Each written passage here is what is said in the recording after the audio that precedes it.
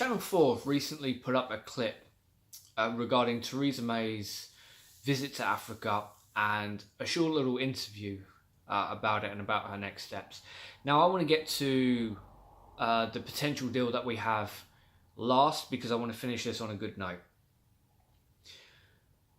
It's the interview with Channel 4 News and Theresa May that really stuck out to me and really goes to show what kind of person Theresa May is. Now, I'm going to do a video on the abuse, the sexual assault that's been covered up by Theresa May, but specifically regarding this interview, it's very telling the kind of person she is, because she could not answer a simple yes or no question.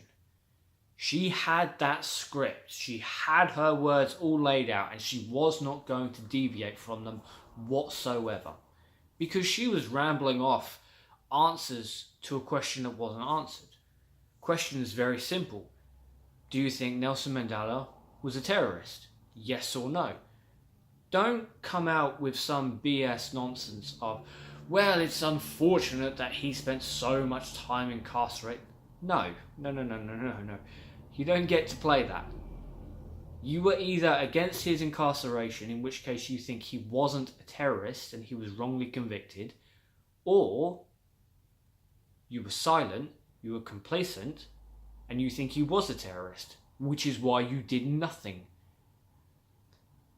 Most of the conversations I have with people who aren't supporters of Jeremy Corbyn come down to things like, I just don't trust him. And every single time I point out that Corbyn has been on the correct side of every debate throughout his entire political career. Not because it's the easy thing to do, not because he has loads of backing or because he's paid to, but because it's right. Jeremy Corbyn protested Nelson Mandela's incarceration. He was arrested because he protested it. No one gave him loads of support, no one gave him loads of backup. He didn't do it for gains. He did it because he honestly believed it was the right thing to do.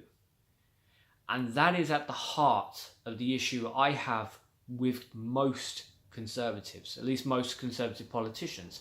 They don't act out of what they genuinely think is the best thing to do. They're not honest people. Theresa May could have come out and said, you know what? Thatcher said he was a terrorist. I support my party. Yeah, I think he was a terrorist. X, Y, and Z are the reasons why. Wouldn't have agreed with it. Wouldn't have liked it. But I would have respected it because she would have been honest. But she's not. Just like Boris Johnson. She doesn't say what she honestly thinks. She says, like Boris, what she thinks will give her political favour in the long run. She couldn't come out and say, no, Mandela was not a terrorist. She had to stick to her script. And you could see her face getting more and more annoyed the more that the reporter pushed on this, especially when he brought up how awkward it could be going to a country that now embraces Mandela as a hero when she was complicit in his incarceration by not protesting, by not speaking out. Now, she didn't have to do what Corbyn did, but there were a lot of people who spoke out against his incarceration, about Nelson Mandela's incarceration, and didn't get arrested.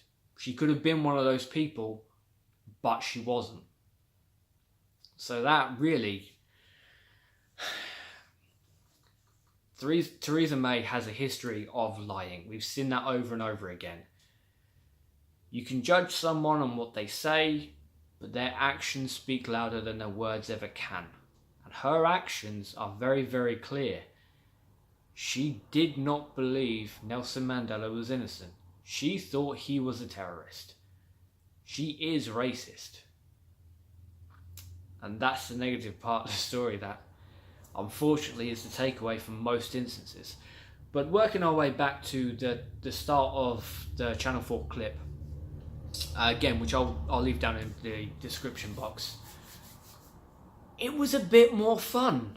Now, I'm not going to criticize anyone for their dancing. I don't have that right. I am not a good dancer. It's funny, but I'm not going to come up here and take the mick because I can't do much better. But that's what we need. We need British politicians going out, making those connections, and that's what she was doing. That's a good thing. She should have been doing it 2 damn years ago. Not all of a sudden what feels like the last stretch, because that isn't going to help anyone. It's great that she's finally doing it. And let's face it, we need it. We need politicians who are preparing for the worst case scenario. So far, the Conservatives haven't done that. They've been more focused on how much they can milk from their positions rather than actually doing their jobs. But the fact that she's out there now, the fact that she's trying to build these relationships, that's a good thing, and that's what I want to finish this clip on. It's good that she's finally out there doing the job she was elected to do.